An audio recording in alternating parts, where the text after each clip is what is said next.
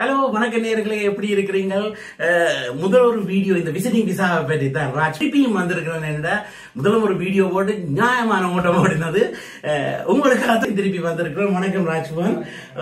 அந்த விசிட்டிங் விசாவை பற்றி நீங்க சொல்ல சொல்ல சொல்ல பார்த்து கொண்டு நீங்களே திருப்பியும் ஆசைவாங்க. என்னடா நாங்க போன வருஷம் போட்டது, இது இந்த வருஷம். அப்ப இப்பத்தே நடைமுறை நடக்குதுன்றதை பற்றி இப்போத்த நடைமுறை விசிட் விசா இந்த முந்தைய மாதிரி இல்லை. இப்போ இந்த லாஸ்ட் அந்த அக்டோபர் செப்டம்பருக்கு பிறகு கொஞ்சம் நல்லா டைட் பண்ணிருக்கோம்.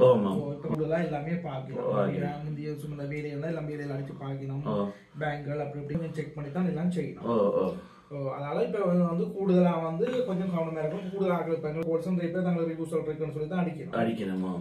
அதனால என்னன்னு சொன்னா நீங்க காசுகள் போட்டு காட்டணும். பழமையை விட முந்தையெல்லாம் 5 லட்சம் 10 லட்சம் எல்லாம் கொடுத்தவே. இப்ப எப்படி முறை 70 லட்சத்துக்கு மேல மற்றது மேக் ஷூர் பண்ணுங்க. காசு ஒரு 6 மந்த்துக்கு மேல பேங்க்ல இருக்கிற மாதிரி அவைக்கு பேங்க் மேல இருக்கிற மாதிரி கொடுத்தா. இப்ப போன நான் அதில் மற்ற வேலையில சரியான முறையில போட்டு கொடுக்காட்டி பின்ன நீங்க சொந்தம் இருந்து பிளட் ரிலேஷன் நீங்கள் சரியான முறையில டாக்குமெண்டேஷன் அதில் இல்லை என்று சொன்னா கூடுதலா ரிவ்யூஸ் தான் பண்ணலாம். ஓகே, இங்க ஏர்போர்ட்ல என்ன கேள்வி கேட்கிறோம்? அங்க 2 விசா எடுத்த அப்புறம் இங்க வந்த அப்புறம் கேட்கிறோம். அதில் இப்ப யாரும் இன்விடேஷன் கொடுத்துருந்தா இந்த சில பேருக்கு கால் பண்ணினா சரியான இன்ஃபர்மேஷன் சொல்லாமல் இருந்துச்சுன்னா அவையிலே சொல்லிடணும். ஓகே, நீங்க ரிவ்யூ அடிக்க போட்டு வெளியில போங்க. இதுக்கு பேசல ஆன்சர் பண்ணிடலாம். இன்விடேஷன் யாரும் கொடுத்துட்டோம்னா அவைக்கு கால் பண்ணிடலாம். இன்விடேஷன் ஆப்ஷன் சொல்லி அவர் ஆன்சர் பண்ணல உங்களுக்கு சரியானது போய் இதாண்டு எல்லாமே இருக்குது. 2 ஆப்ஷன் இருக்கு. ஒன்று நீங்க வெளியில போகணும், அப்படி இல்லாட்டி நீங்க ரிவ்யூ அடிக்கணும்னா வெளியே சொல்லுங்க. அப்படியே இப்ப இங்க வந்தா பிறகு யோசிக்கணும். ஓகே, ஏதாவது வேற வழி இருக்குதா? இங்க வந்தா பிறகு என்ன பண்ணி இங்கே ஸ்டே பண்ற கூட இருக்கிற மாதிரி இங்க இருக்கிறதுக்கு இப்ப சொல்றது. இப்ப உள்ள வந்தா பிறகு அவையில் இருக்கிறதுக்கு சொல்லி கட்டாயம் ஒர்க் பர்மிட்டுக்கு ட்ரை பண்றேன்னு சொன்னா எல்லாமே வேணும். எல்லாமே வேணும். அங்க இருக்கு இங்க இருக்கு. நான் என்ன சொன்னா நான் நேர்ல எடுத்து கொடுத்துருக்கிறேன். நீங்க நேரடியா கூட்டிட்டு போய் எடுத்து கொடுத்துருக்கோம். என்ன சொன்னா எல்லாமே அப்ரூவல் எடுத்து அது நாங்க பிளாக் போலிங் சொல்றோம். இப்ப நாங்க எங்க கனியன் போர்டர்ல இருந்து எக்ஸிட் ஆகி பிறகு திருப்பி யூஎஸ்குள்ள போயிடாது. பிளாக் போலிங் வந்திருக்கோம்னு சொன்னா பிளாக் போலிங் என்ன? ஓகே, பிளாக் போலிங் சொல்றோம். பிளாக் போலிங் பிளாக் போலிங்க்கு வந்திருக்கோம்னு சொன்னா அவியல் ஓகேன்னு சொல்லி இப்ப சில நேரங்கள்ல யூஎஸ்ல கூட்டி கொண்டு போற ஆட்களுக்கு நாங்க எங்களுக்கு சிட்டிசன் இருக்கு எங்களை ஒன்றும் செய்ய மாட்டோம். மற்ற ஆட்களுக்கு எடுக்கிறோம் யூஎஸ் போர்டர். ஓகே, சிலரும் எடுக்கிறோம், சிலர் எடுக்க மாட்டோம். ஆனா அப்படியே நாங்கள் திருப்பி ஓகே புதாக்கள் போனா இதெல்லாம் போகணும்னு சொல்லி பெஞ்சூட் அடிக்கிறது காட்டினா அளவுக்கு கண்டியான இமிகிரேஷன் ஆஃபீஸ் இருக்கு. ஓகே, கேப்பினம் அவையில் விசாரிச்சு போட்டு ஓகேன்னு சொல்லி அவையில் இங்கிலீஷ் ஓரளவுக்கு கதைப்பினமா இருந்தா ஓரளவுக்கு இங்கிலீஷ் இருந்தா அவைகளுக்கு உடனே அதை ஒர்க் கொடுக்கணும்.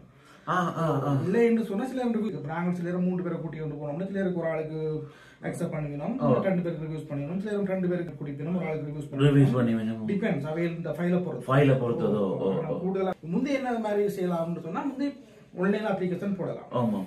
போட்டா ஒரு 2 months 3 months வருது. இப்போ ஒன்று போடுறதுக்கு லாங்குவேஜ் அபிலிட்டி கேட்கணும். டைம் ஐஎல்டிஎஸ் ஒரு 6 பாயிண்ட் கோடும் ஜெனரல் இல்லாட்டி நாங்க ஆன்லைன் அப்ளிகேஷன் போட்டோம்னா யூஸ் பண்ணி அப்ப இதான் நாங்க ஒர்க் பண்ண எடுக்கிற கொஞ்சம் சரியான கஷ்டமா தான் இருக்கு. லாங்குவேஜ் ஓகேயான ஆட்கள் அதுல படிப்பு எல்லாம் இருந்தா எல்லாமே எடுக்கிறதே கஷ்டம். எல்லாமே எடுக்கிறது சரியான காசு வைக்கணும். அப்படிதான் நாங்க எல்லாமே எடுத்தாலும் நாங்க இப்படி கொண்டு பிளாக் போலிங்கோ இல்ல நாங்க ஆன்லைன் அப்ளிகேஷன் போட்டா போர்டர் போய் வர தேவையில்லை. எல்லாமே இருந்தாலும் ஒர்க் பர்மிட்டுக்கு 2 ஆப்ஷன் போடலாம்.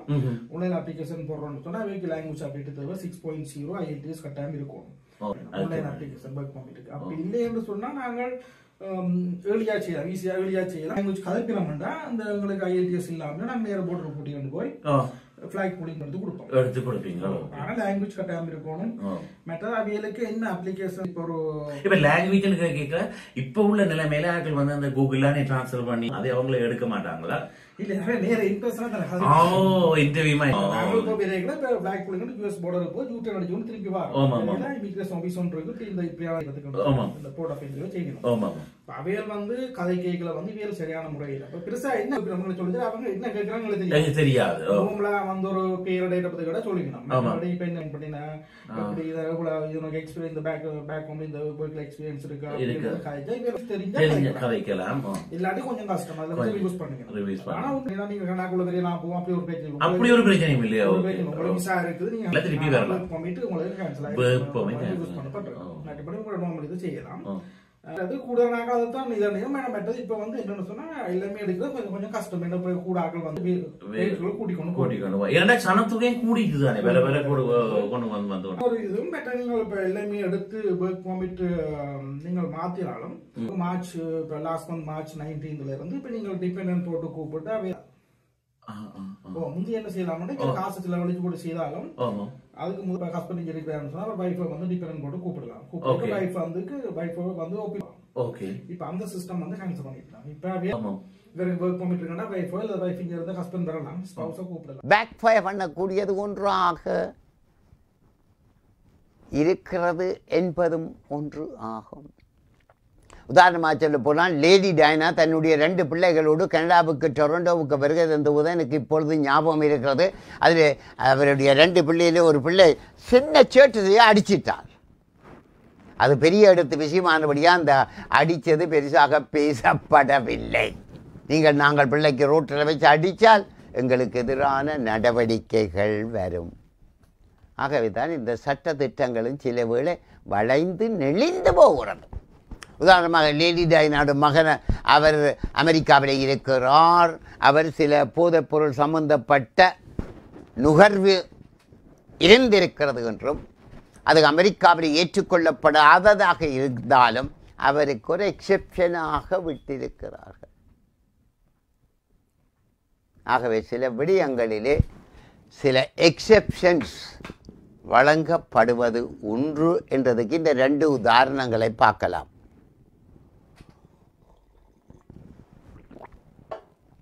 சரி, அப்படியாக இருக்கிற போது நாங்கள் எங்களுடைய கல்வி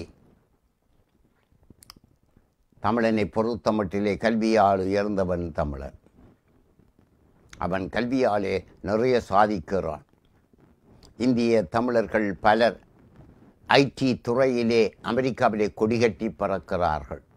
ஒரு கட்டத்திலே இந்தியர்கள் சிலரை வெளியேற்றிக் கொள்ள வேண்டும் என்று அமெரிக்காவிலே ஒரு சில அரசியல் பேச்சுவார்த்தை வந்தபோது ஜனாதிபதி அந்த நேரம் சொன்னார், அவர்களை அனுப்பினால் அமெரிக்காவில் பல கம்பெனிகள் மூட வேண்டிய நிலைக்கு கூட வரலாம் என்று. ஆகவே இன்றைய சரஸ்வதி திருநாளிலே சாயந்தரம் 7 மணிக்கு தமிழ் மண்ணிலே எங்களுடைய இந்த நவராத்திரி திருநாளிலே கல்வி பற்றிய விஷயத்தையும் பார்த்து கொள்வோம் என்று கூறிக்கொண்டு நாளை மீண்டும் சந்திப்போம். நன்றி, வணக்கம்.